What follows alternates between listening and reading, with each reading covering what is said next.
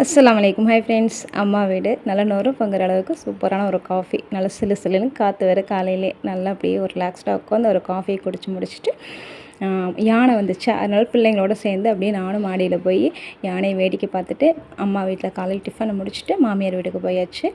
இந்த வீடியோ பார்த்திங்கன்னா பக்ரீத் முடிஞ்சு அதுக்கு மறாத நாள் எடுத்தது தான், சனிக்கிழமை எடுத்த வீடியோ. அக்கா அதை நாத்துனா அப்புறம் மச்சாண்டார் எல்லோரும் வராங்கன்னு சொல்லிட்டு பிரியாணி ஆக்குவோம் அப்படின்னு சொல்லிட்டு தான் 3 கிலோ அளவுக்கு மட்டன் பிரியாணி நானும் இவங்களுக்கு தான் வந்து ரெடி பண்ணிட்டு இருந்தோம். நல்ல மொட்டை வெயில் அணக்கா தெரிஞ்சு அந்த அளவுக்கு வந்து தெரிஞ்சுக்கல.